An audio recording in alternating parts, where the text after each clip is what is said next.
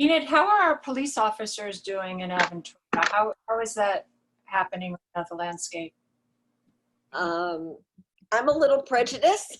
I think we have the best police officers on the planet. They are absolutely amazing. Not just in the kind of work they do, but in their caring for the city. And they're caring for all of the major facilities in the city. They care about the schools. They care about our places of worship. Certainly our businesses, they're involved. Any activity that we have, you can be sure we'll have a number of our police, and it's on their time. It's on their time. They come and take part, and they're just an integral part of our city. It's sad, and every profession has a few bad apples. Yes. Okay, every profession. It's a shame to take such a broad brush when it comes to police, because I will tell you this, Barrett, the day you dial 911 and there's nobody on the other side, we'll know how valuable they are. Right. Absolutely. Yeah, we think civil unrest is right now, but without them, I think it's just would expand exponentially. And I think they have showed all over this city enormous restraint. I really think that they were very well trained. They showed enormous restraint. I just wish, you know, there would, we know so 99.9% of them are great human beings and great officers. You know, it's just always that few, and certainly we have to do something about this systemic justice that's been deferred all over the country for many, many years. Absolutely. Thank you for sharing. Yeah, just it's my personal, you know, just how I feel. We have to stand up and be counted. I don't know the exact quote, but it's not, in the end, it's not the words of my enemies, it's the silence of my friends. So we have to get started. We have to unfortunately get the program started. So thank you very much for my primetime members, of course, my AMC members, Mayor Weissman and Commissioner Mizrahi, and everybody else is on the call. Today, we're going to talk about surviving the rise of malware and cybercrimes. We have two guest speakers today. First, we have Stephen Goitia from IT Doctors. And then, of course, we have Stewart Hedrick from the State Attorney's Office. So without further ado, I'm going to hand it over to Steve. Steve, it's all yours. Everybody hear me? Yes. Oh, how you doing? Yes. Thank you everyone for showing up. Moderators, let me know if I go over. I want to hear from Mr. Hedrick. We spoke yesterday and I'm pretty impressed. Not sure about the beard, but I'm good. Are we familiar with the term malware bytes or malware or ransomware?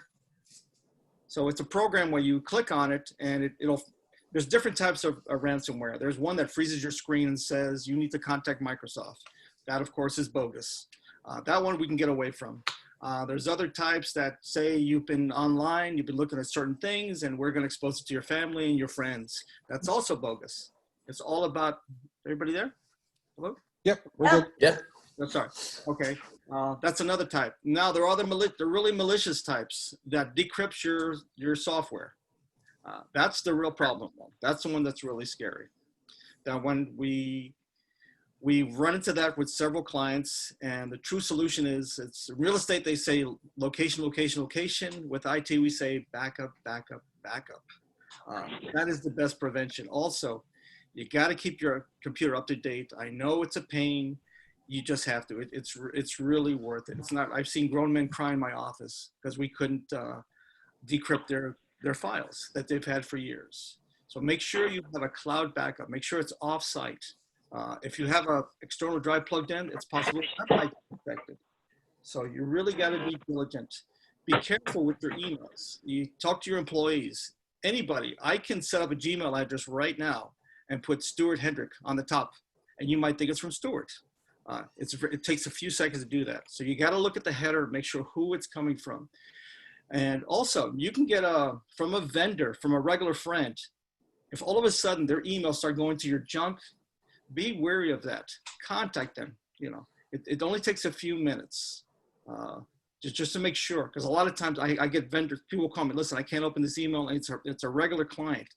I said, it goes into my junk. You got to be suspicious. Contact them. Takes a few minutes. Let them know this was going on. They may not be aware that they're being hacked. So that's super, super important. So like I said, keep everything up to date. Like I said, I know it's a pain. If you're not sure, you know, contact us. We can log in. It only takes a few minutes. It's better to be, anything that's not supported by Microsoft doesn't get any more security. Whether it's Windows 7, whether it's Word 2007, keep everything up to date. It's their ballpark, and if they stop supporting it, you got to upgrade. You have no choice. And malware and ransomware doesn't discriminate. It'll go on your Mac also. I haven't seen a Mac hit hard, but I've seen their browser where you're redirected to another website. So be cognizant of that. Other thing you can do is, make sure you have a second email address set up for yourself, just in case. Set up another browser on your laptop, whether it's a Mac or a PC. You know, give yourself a way to escape. If you do get it, you know, contact your professional. What we usually do is we put in a new hard drive. We keep the old hard drive. You never know, down the road, there have been solutions. We can decrypt your program. But like I said, use from Dropbox to there's iDrive, there's Carbonite, there's so many other solutions. You know, save yourself the grief. You know, it could ruin your business. We got contacted by a client that got hit by it, and he became a new client. One of his employees left on a Friday, and by Monday, every computer was infected. Luckily, well, not luckily, his old IT guy unplugged the external drive, so we were able to go back 3 months. At least he had something.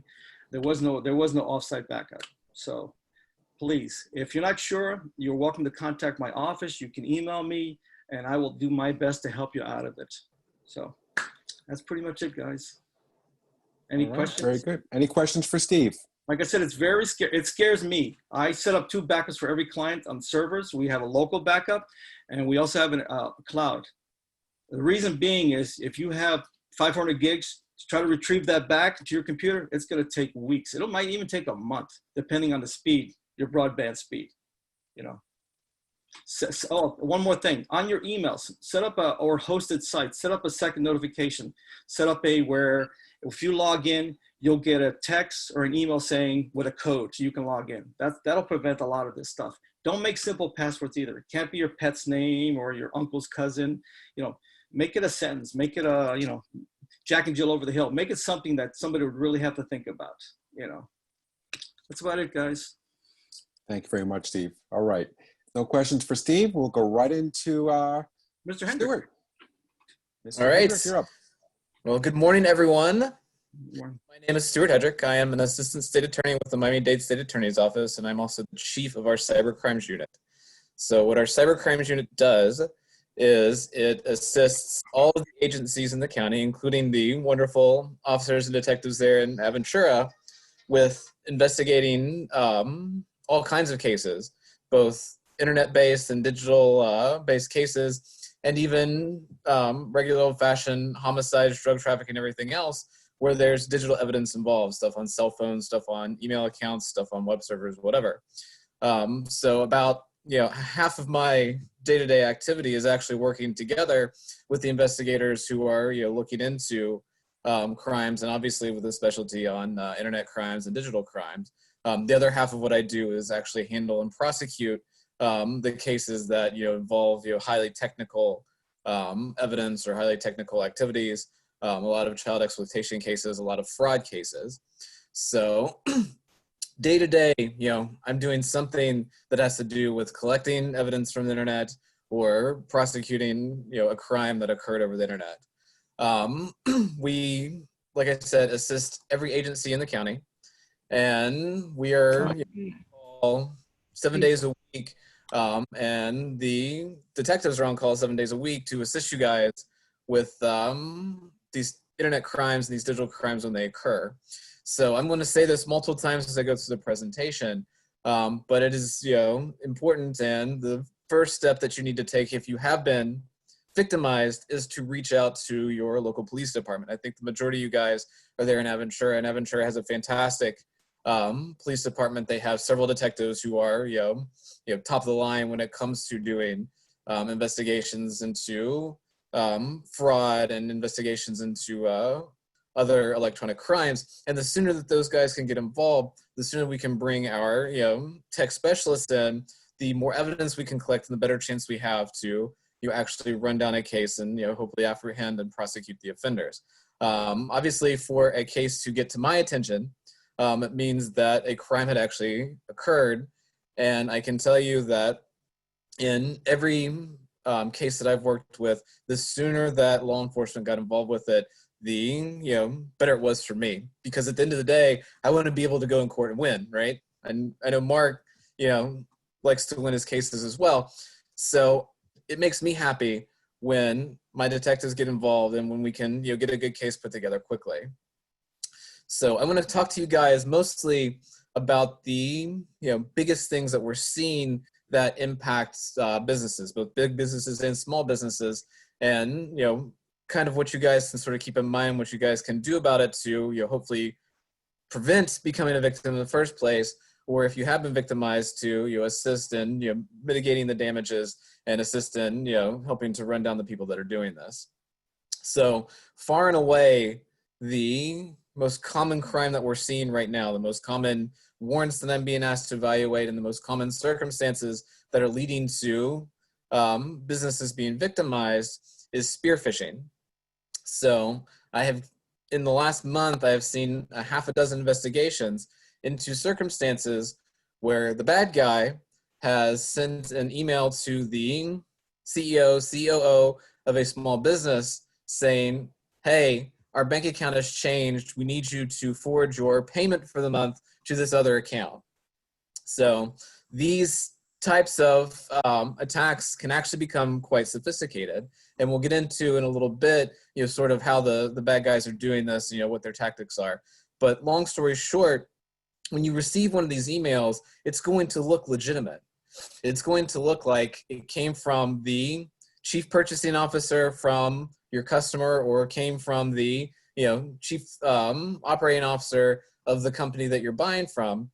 And it's going to use your first and last name. It's going to have their first and last name in the email box when it pops up in your Outlook. And it's going to talk about an account that you actually have with them, and possibly even a purchase that you made from them. So this is, really easy to understand and grasp, how these frauds succeed when they do succeed. I know that myself, especially right now with everyone being at home for the pandemic, I'm operating almost exclusively from my email. 90% of the work that I do day in, day out is conducted, email to me to review something, to assist with something, to ask a question, email back to the person to say, hey, here's your answer. So email is, such a important and such a, integrated feature in how all of us are doing business, that it's, really easy to, to see an email saying, hey, our bank account has changed, and be like, okay, well, that's, reasonable, that's legitimate. So I'm here to tell everybody sitting on the screen right now that when you get an email from one of your vendors saying that our payment account has changed, it needs to send a red flag, just period. Anything when it comes to dealing with money, email, it needs to send up a red flag, because as Steve pointed out, it's really, really easy for bad guys to create a fake email address that looks like the real email address for someone that you're working with. And it's also really, really, really easy for bad guys to collect information about the people that they're trying to impersonate and make a pretty good show of pretending to be them online. So when it comes to money, keep in mind, all right, that should already send up a red flag if they're wanting to do everything over email. So my suggestion, if you get an email along these lines, the first step is to reach out to your vendor, reach out to the person that's sending you the message via some form other than the email account. Every legitimate business that you're working with, you should have a phone line of some sort. And this is another good tip to have in mind. The contact information that comes in these scam emails is fraudulent. They will put a fraudulent phone number in there. They will put a fraudulent return email address and all that other stuff. When you get one of these come in and you're concerned, go into Google, find the phone number for your vendor from a separate, source from what came in the email that you received.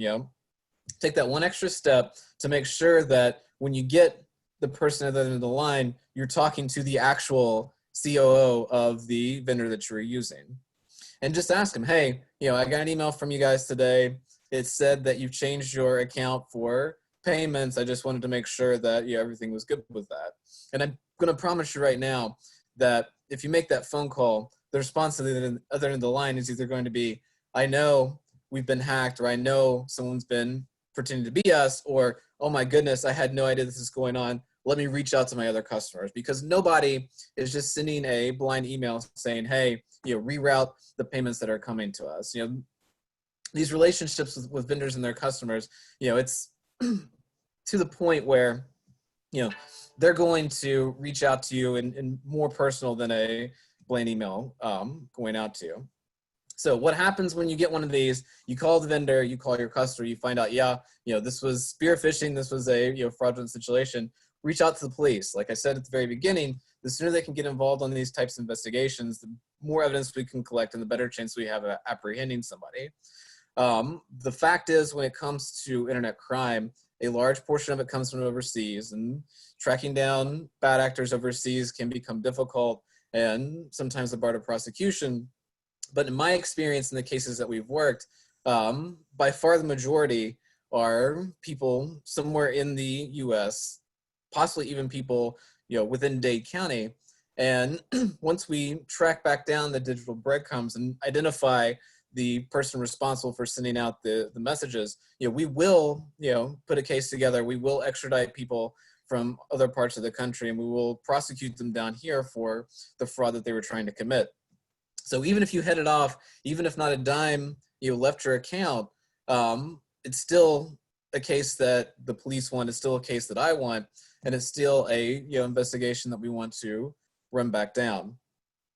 On the reverse side, if your business is the business being impersonated, and hopefully one of your customers is a good neighbor and reaches out to you to let you know they got this, it's important at that point, number one, to reach out to your own customers and make sure that they're not a payment to the wrong place. It's important for you to then go through with a professional IT consultant, a professional computer person, to go through and figure out, have you been compromised, to go through and figure out in what way were you compromised, and to go through and figure out what do we need to do to shut this down.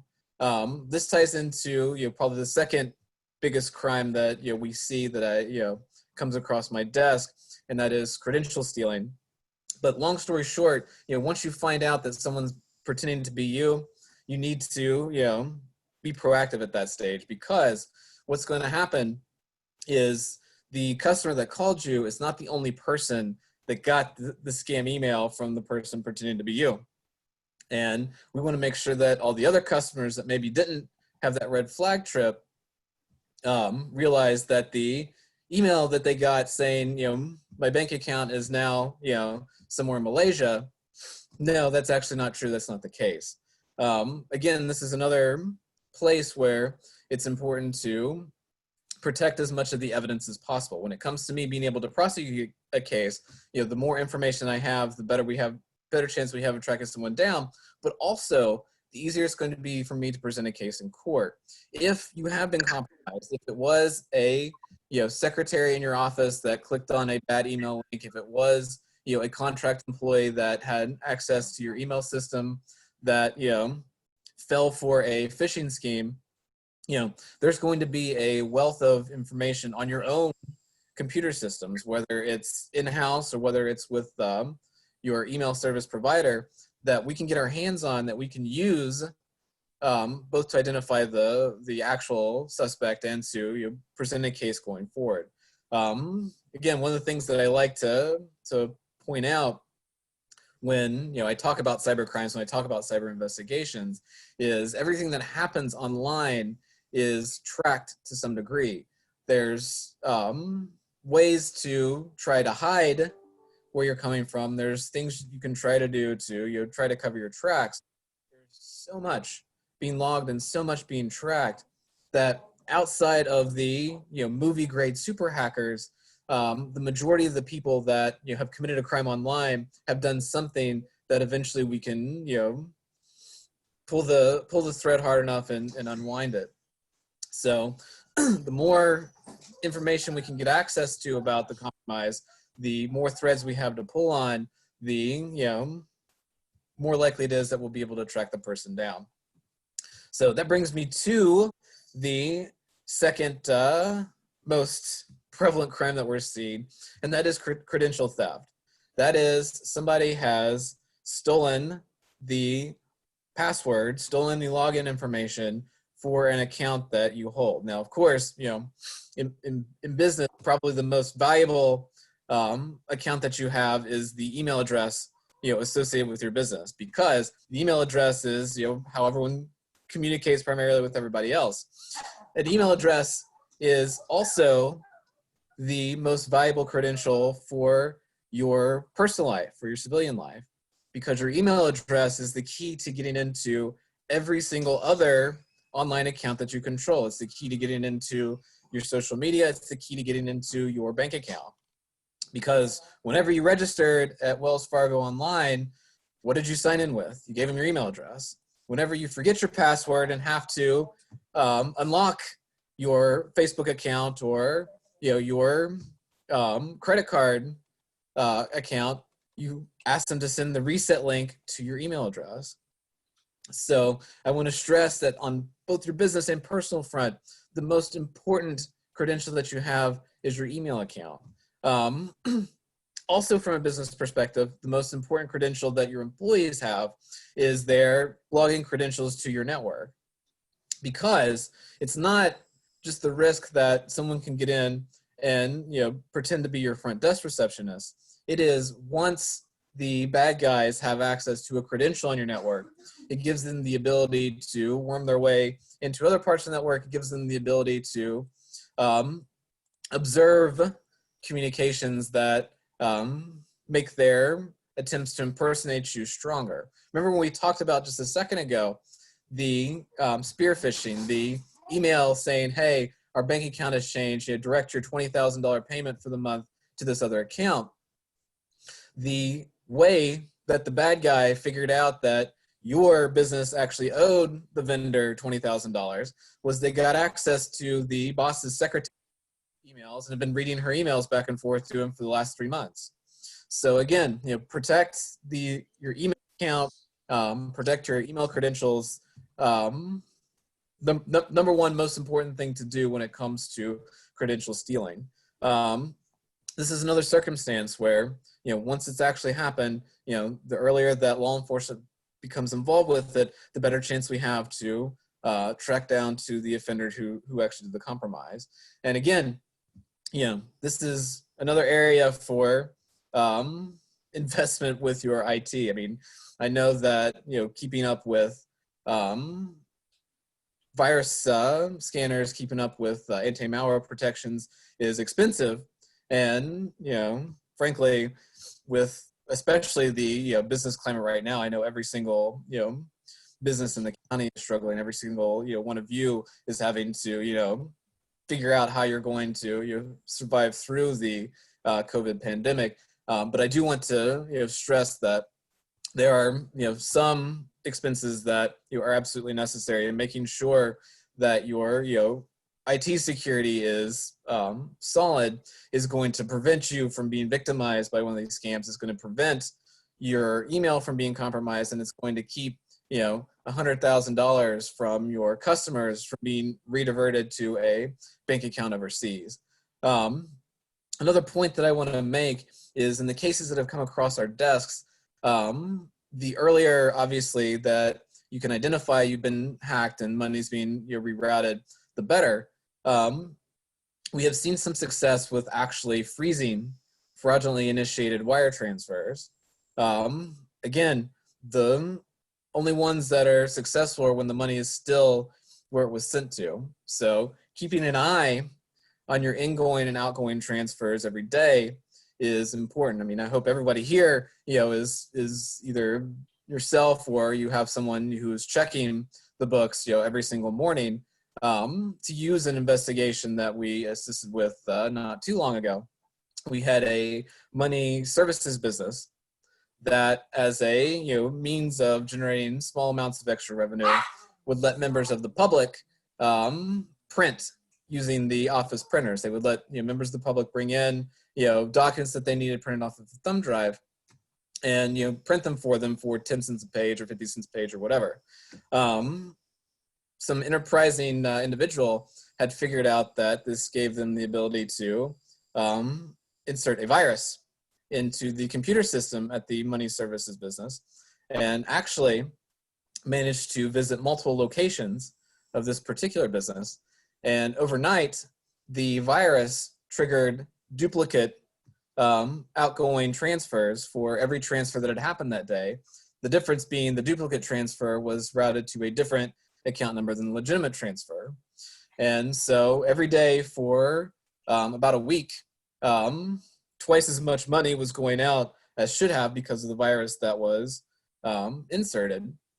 And because someone was watching the books, eventually they figured out that this was happening. Eventually they were able to track back to when it started and what locations it was from, and by pulling CCTV we were able to figure out who the person that brought in the suspicious thumb drive was. There's a couple lessons to be taken here. Like I said, number one, is keep an eye on your transfers in, transfers out, even if it's your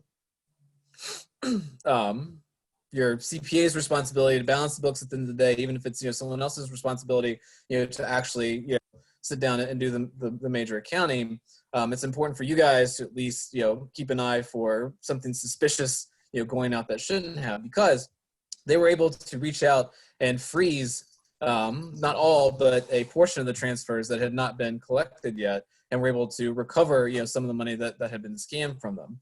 Because the unfortunate fact is that even when I am able to identify a subject, even when I am able to arrest a subject, be it here, be it somewhere else in the US, and drag them down to Miami-Dade County to face trial for it, even if I'm successful, they take a plea or we go to trial and the jury finds them guilty for the scam, the likelihood of recovering all of the money that was taken from you is pretty much zero.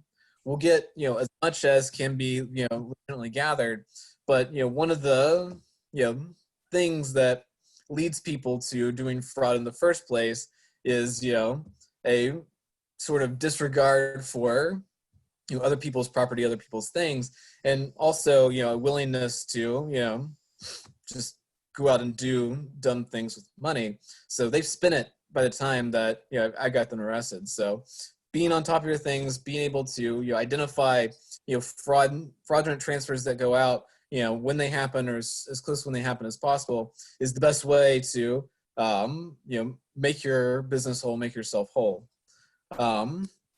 This takes me to the number 3 crime that we're seeing, and that is ransomware. This is something that Steve talked about, and hopefully Steve stressed to you just how big of a deal this is.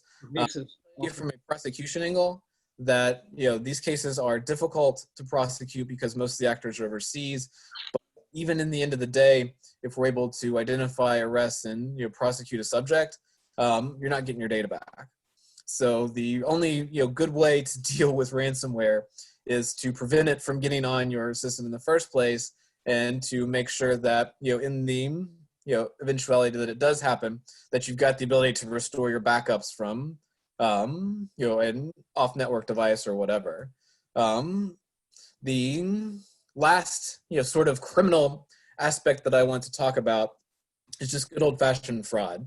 Again, everyone is stuck at home because of COVID, so the ability to go out and commit property crimes has been reduced. So the bad guys, to keep themselves occupied, are turning towards internet scams to try to sucker you into turning over things that they can turn into easy money. I'm not going to belabor this point for too much, because I feel like most of the people here have probably seen enough Microsoft virus scam emails, have had enough calls from the IRS offering to settle your tax fraud that you didn't know about for $150, that I don't need to to tell you that all this stuff is scams. The one thing I do want to stress about these kind of cases, though, is that, anytime someone is talking to you about money through the email or through a digital platform, you just need to be suspicious of it. It's possible that, your niece really is stuck in, Key Largo and, needs some assistance to, be able to get home. But I promise you that she will never ask you for a GameStop gift card to do it. She's never going to ask you to send her a Bitcoin, because a Bitcoin is not going to put gas in the car to get home. So, common sense is an important thing to stress here. And also, it's important to stress that the FBI maintains a clearinghouse for cybercrimes activities. It's the IC3 clearinghouse. And, even if the FBI isn't going to send an agent down to run down every single scam email that you receive, they do keep track of the types of fraud that are out there. They do keep track of the communications and the scams that they see, and they do actually use this to assist local law enforcement, assist national law enforcement with what to look for, what to investigate, and what's trending. So even if it doesn't lead to someone being arrested for pretending to be Microsoft, it is important that they get the information. It's important that they know about what's happening and can keep their partners advised. So last thing I want to leave you guys with is just a couple of case examples to sort of illustrate some of the points that we've talked about here, and to illustrate some of the things that you're going to see or probably already have seen, and things that we can do about it. So we had an investigation not too long ago where a bad guy had created a website that very closely looked like the website for one of our local government agencies. They changed the extension. Instead of being .com, it was .biz. So once they had created the fake website, they were able to make an email account at the fake website, which looked like the email account for the actual director of this particular agency. And using that fake email or fake website with the email account that they created, they were able to place an order with the vendor for this particular agency for something like $25,000 worth of IT equipment to be delivered to this, particular site. Now, fortunately, the vendor, even though the person on the purchasing side of the equation, even though they actually placed the order with the IT company, even though the order was processed, the equipment was put together and actually delivered, somebody at the vendor actually, felt that something was a little off here, actually called the director of the government agency that was being impersonated. Hey, I just placed this order for $25,000 in laptops for you guys. They're going to this address. I just wanted to make sure everything was correct. Obviously, the director of the government agency had no idea about this. Check, no, my IT guy didn't order any of this stuff. This is totally a scam. Law enforcement was able to actually intercept the delivery of the IT equipment, and we were able to actually track back down the fake website and identified a subject in another state that had done the sort of brains of the operation. They were going to have somebody, we didn't manage to arrest anybody locally, but we think that they were going to have a local associate pick up the equipment and then pawn it or turn it into cash. So this is a example where even though it got farther than it should have because the order actually made it through, the laptops were actually purchased, but this is a circumstance where because somebody felt there's something maybe a little off here, maybe I should call and confirm, that we were able to prevent the loss of $25,000 worth of equipment, and actually able to identify a subject in another state and turn local law enforcement there loose on the individual. So the other example that I wanted to give you guys, I got my little notes here and the thing is frozen. So You want me to come over? it's all good. The other example that I want to give you guys is a just kind of a little bit of a fun story. So this has been several years ago, actually, but we had a really professional level scammer that had been arrested and prosecuted before for impersonating the management for Oprah at that point, who was back in the celebrity impersonating scam again. And so what this individual had done, there are websites that you can go out there that if you send them a few bucks, they will give you the contact information for the handlers for all these celebrities, everything from Kobe Bryant to Oprah to, any celebrity that you can imagine. You can get the contact information for their handlers, for the other person that deals with their manager and everything else. So he paid his $50 to the website. He'd gotten the list of all this contact information for all these other people, and he created himself a fake website to pretend to be the individual that manages the singer Adele. And using his fake website, the fake email address that he created, he sends emails out to the handlers for all kinds of athletes, all kinds of recording artists, asking them to donate merchandise to Adele's foundation, trying to save children that were living on dumps in England, which, how that didn't trigger like immediate questions by the people receiving these emails is kind of a mystery to me. He would also use the fake account to convince artists and acts that were coming to the Miami area to comp him and his girlfriend backstage passes to the events. Janet Jackson came to the American Airlines Arena or US Bank Arena several years ago, and he managed to scam Janet Jackson's people into getting he and his girlfriend backstage. At the end of this, when we conclude our investigation, we actually recover photos of our scammer with his girlfriend and Janet Jackson at the particular show. So he, put a lot of effort and a lot of time into this, and again, what people will be willing to do over email is still staggering to me.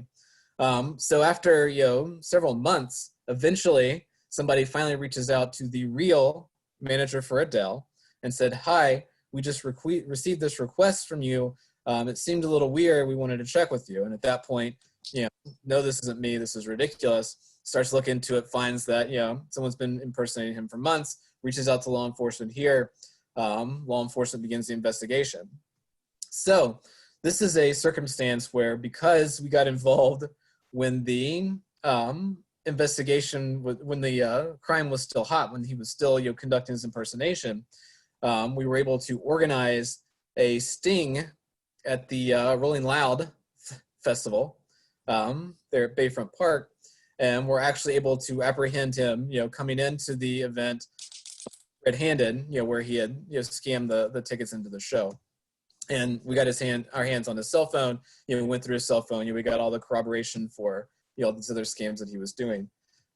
So this is a example where it doesn't matter how savvy you are. It doesn't matter how much money you have. It doesn't matter. You can hire the best employees on the planet. But some of these con artists are just that good.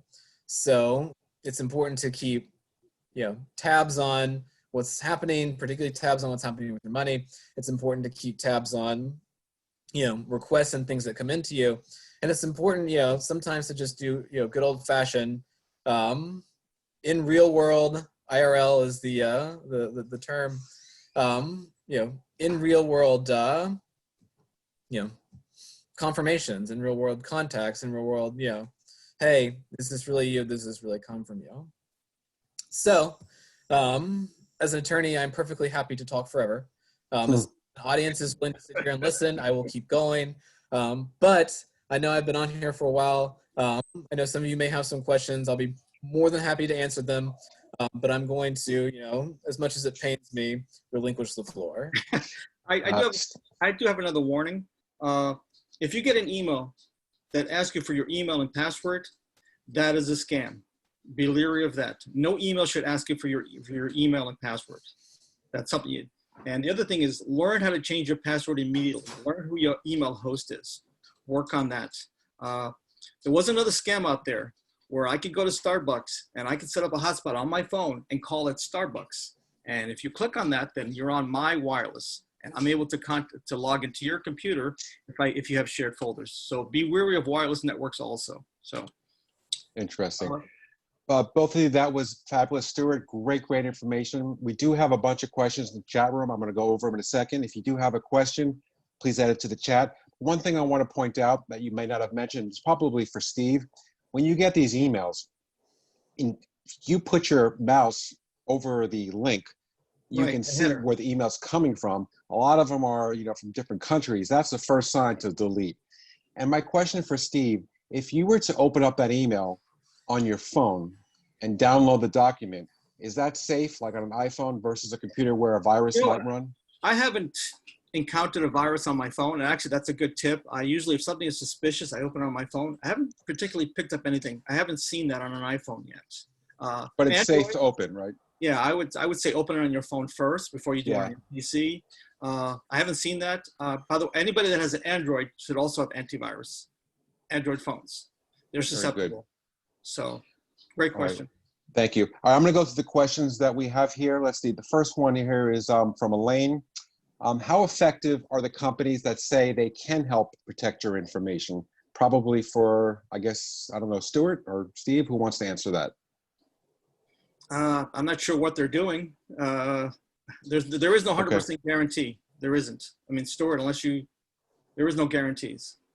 Yeah, I mean, what it really boils down to is, what are they offering to do? When they say protect your information, it's kind of broad.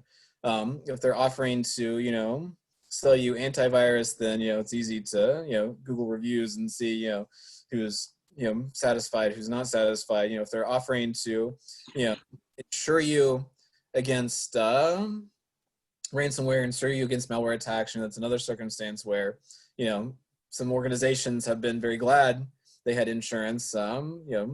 It's your risk reward proposition for you. Any company that just blanketly promises you, we will protect your information, just pay us the money and we'll take it from there, is lying to you. There is so much involved with keeping your information secure, so much involved on your own devices themselves, and so much involved in your account practices and everything else, that you either need pros in every aspect of that, or you need a company that is very well reviewed and is explaining to you exactly what they're doing to protect you where. You got to be proactive. That's the bottom line. You have to be proactive. It's your company. You got to be proactive. That's the bottom line. You might have already answered this question, but this is a question from Farah. Have you seen more theft or hacking since COVID? And also, second question is there a danger, or is it more risky to order products online, which I know millions and millions of people do every day? It's probably becoming more popular than going to a retail store. So, Stewart? Yeah, let me answer this question actually in reverse, because this is something that I talk about a lot. When it comes to ordering products online, again, it's just 100% down to who you buying from. If you're ordering from Amazon, it's as safe today as it was 2 weeks ago, and safer than walking into the sketchy gas station down the road. When your credit card's being stolen, it's being stolen in real life. Somebody is running it through a credit card skimmer when you hand it to them at a bar, or someone's installed a credit card skimmer on the gas pump.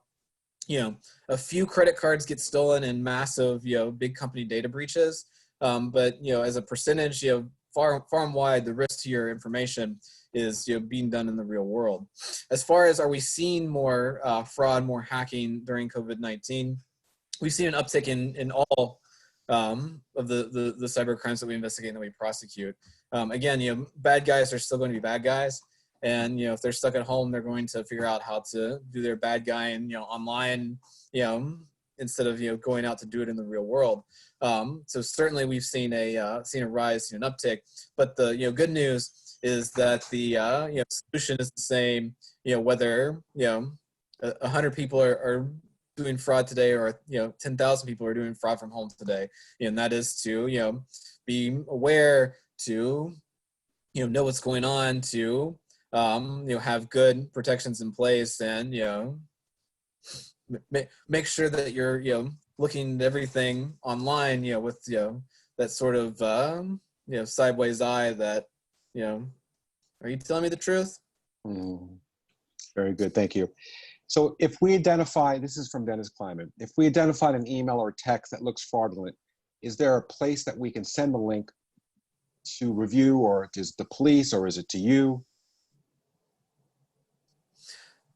I'm not aware of any good online service that will scan links for fraud or scam. There are a couple of good internet websites that you can send things to see if it's got a virus attached to it. And there's obviously a lot of information. If you just Google information about the email that you got, you'll probably find that somebody else has received it too, and that it's a scam that someone has seen before. But as far as what to do with it, for the vast majority of the stuff that you get, if this is the 15th, Microsoft is telling you've got a virus email, just delete them. When you find something new you've never seen before, that's the kind of thing that you want to forward along to the FBI's IC3, Cybercrimes Center. Just because they, like I said, they maintain a database of all this stuff for law enforcement. But unless you've actually clicked the link, gotten the virus, submitted your email address and password, or unless you've actually done something to be victimized by it, the best thing to do with it is just delete it. Yeah, most of my clients will forward me the email, and I'll look it over for them. But Stewart is absolutely right. Stewart, I do have a quick question. Michael, I don't mean to cut you off. Good. With the cybercrimes, do you find it from ex-employees, anything like that? We do. And that's, again, most of this has been what's happening right now. But it never goes out of fashion. The disgruntled ex-employee, particularly the disgruntled ex-IT guy. Oh no. Will cause some problems on the way out the door. Anybody that has access to your computer network, is potentially someone that can damage your data, damage important files, damage purchase orders, damage customer contact records, or other information that's valuable for your business. And what can you do to stop it? Well, you can make sure that you're letting people go in the kindest, most gentle manner possible. But the reality is that just like marriages, sometimes employment circumstances don't work out, and bad things are possibly going to happen out the door. So you make sure that you're protected. Make sure that your IT director is not the only person with the password to your server, not the only person with access to your backups. Make sure that when you hire someone to do software work for you, to do IT work for you, that the terms of the employment are very clear. Whatever your agreement is, the software that they create is owned by you. Whatever at the end of the day story is, make sure that everything's clear and spelled out. Because when it comes time to sorting out these circumstances where the fired employee has walked out with a hard drive full of information, or has locked the server so that nobody can get into it, or whatever, the criminal prosecution is dependent on the exact facts of the situation. Civil world, it's a little bit different. The standards are a little lower, and what constitutes a civil action is much broader than what can constitute criminal action. But when it comes to actual crime, when it comes to actual malicious destruction of data, or when it comes to theft of trade secrets, or theft of intellectual property, the ability to prosecute these crimes is being able to establish all their elements. One of those elements being, did the ex-employee deprive you of something that was yours? So if you hire someone to program for you, make sure that your contract is explicit. You own the source code, you own the software, you own the program. Hiring an IT guy to maintain your computer system, make sure that the agreement is clear. They are working for you. They're not providing the equipment, and they own the equipment. Just make sure that the sort of lines of ownership are clear. But yes, this is something that pops up probably once or twice a year, where an employee has done something bad to the network on the way out the door. Not to add to that, we've actually IT guys pass away, and the client had no idea what their passwords were. So we're pretty transparent. We give our clients everything. It's your domain. It's your server. You're entitled to all your passwords. If your IT guy won't give you that, you call us. I mean, that's ridiculous. It's your property. It's your intellectual property. It's your stuff. So sorry, Mike. So gentlemen, we're running out of time. Usually we like to keep these meetings firm at an hour. So we have a few minutes left. I have about 4 or 5 questions. So if you can really briefly give us some responses, I want to try to get to everybody's question. Sure. This is from Commissioner Mizrahi. She was a victim of cybercrime in recent months, and she was able to prove some of the things that were done, but the malware has been a challenge to prove. And she understands that proving malware is what makes it criminal. But investigators tell her that it can cost over $5,000 with little or no proof at all. So how do you prosecute these type of crimes if this is the case? Well, when it comes to malware, the crimes that we're dealing with are unlawful access to protect the computer system, or potential theft of trade secrets or theft of other stuff if the malware is actually stealing data. And the ability to prove it is to prove that malware itself isn't being charged. Obviously, it's the person that's created the malware, set it up for you to get it. So to be able to prove a crime regarding malware, you have to be able to prove that the person that infected your system did it without your permission. So that involves obviously you being able to say they didn't have permission to put this password stealer on my computer, but also involves being able to prove, okay, who put the password stealer on your computer. So you got it from a website. I have to prove who created the website and installed the malware on the website. So it involves tracking back down to figure out who's responsible for the malware in the first place. Thank you. Next question is from Elaine. Insurance companies, they sell cybercrime insurance. Have you seen repayments of the stolen funds if a company had that insurance? This is, sort of past normally what my involvement with these cases are. I know from news articles that there have been insurance payouts to unlock servers and other PCs from ransomware. So I know insurance companies have come through on that. But as far as reimbursing financial losses, it's outside my area of expertise. I don't know, Steve, if you've... No, I haven't. Luckily, I haven't run into that at all. So. Okay, no problem. If somebody is arrested for cyber criminal activity, how long usually are they incarcerated? And also, do they just pay a bail and are left to go back and start over again? It depends on what kind of crime they committed.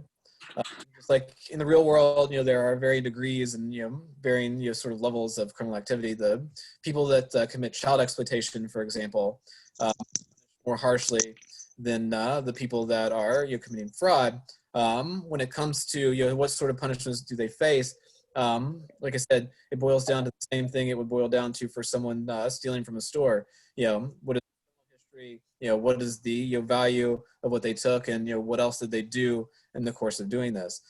So most first-time offenders that commit non-violent, non-sex crimes go through probation or go through diversionary programs that work kind of like probation, just the same as other non-violent first-time offenders. But once you hit certain levels of theft, this isn't for the people stealing hundreds of thousands of dollars and millions of dollars.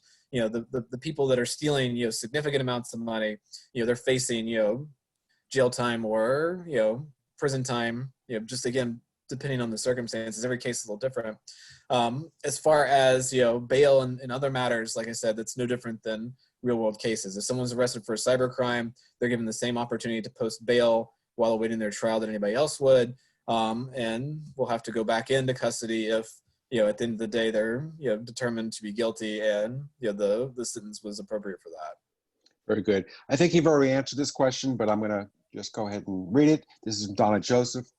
Is it safe to provide credit card information, your expiration and CVV number, and or fax for payment to a known and trusted vendor? It is. Again, the theft of credit card information almost entirely happens offline, and if you can trust the person you're transferring that information to, then it's just as safe as doing it any other way. Again, nothing is foolproof. Anybody can be hacked. Target was hacked. Small vendors can be hacked, so it's possible that your credit card can be stolen. It's no more. It's actually much less of a risk dealing with a known vendor online than dealing with some of the sketchier retail establishments in the county. Yeah, if you're not sure, you Thank call you. them. Yeah, if you're not sure, call them. You initiate Yeah. the call. Mhm. Thank you. So I saved the last two questions for last, and no, the person who just sent me that message, I did not skip you. I wanted to end on a kind of fun note. So I would, Stewart, I would probably watch out for this person because this person looks like she's trying to register different websites and mask who she is. So here's her question. This is from our mayor. If she registers your name, stewarthedrick.com, is that a crime? Also, if she registers or if someone registers ianweissman.com and people start talking bad about her, which is a crime in itself, is that a crime? All right, so a couple of things here. Just registering a website in my name or anybody's name is not a crime.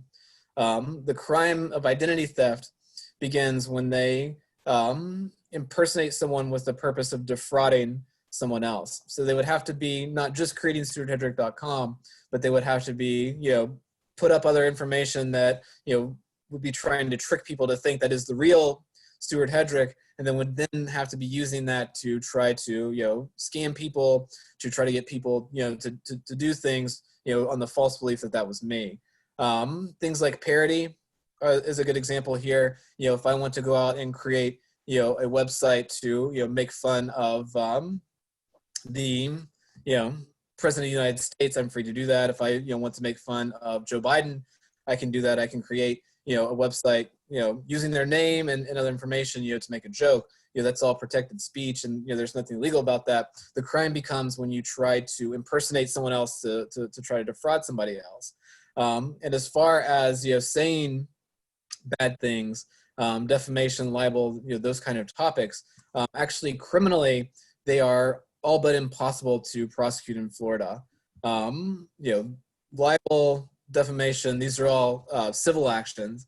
And you have to be handled through the civil court system. So even if someone created stewarthedrick.com and posted just a ton of really, fake bad things about me on there, talk about, how I am a, convicted felon, and talk about how, I beat animals and, all kinds of things that are untrue. Let me be clear about that, untrue. But just because they, post a bunch of untrue things about me, probably not a, case that I can prosecute criminally, but certainly something that I can, handle through the civil courts. Very good. Thank you so much. Go Certainly. ahead, Enid. Go ahead, Enid. I just want to thank you for that. In 2014, when I ran, I got a big surprise. I didn't own enidweissman.com. Someone had taken enidweissman.com. I still don't own it today, and it kind of dead-ended in Australia. Okay, Wow. so a lot of domain sellings and buyings go on, and it seems to be big business. Luckily, they didn't use it to hurt me. Very good. Elaine, I unmuted you. Anything you want to say? Because I know you've been, we can't see you. So, Elaine? Elaine? Nope. Okay, Elaine's not there. All right. Well, I thought this was very informative. Anyone have any last minute comments? Real briefly, though. Real briefly. Go ahead, If Steve. if you suspect that you have a virus or a ransomware, you need to shut down your computer immediately and take it to your IT professional. Do not continue banking. Don't do anything. Shut it down. That's the bottom line. Good advice. Good advice. All right. Without nobody else, then I want to thank both very much Stewart and Steve. Great information today. Hope everybody got something out of it. I surely did. I want to thank my primetime members, of course, my AMC members, and of course the mayor and commissioner for coming. And with that, have a great day, and we'll see you next time. Thank you, everybody. Thank you very much. It was very nice to meet you all. Stewart, Thank you, take care, Stewart. everybody. Steve, you as well. Nice here. Thank you so much. I appreciate it. And Steve, thanks for everything. We appreciate it. Thanks so much. Thank you. Great program.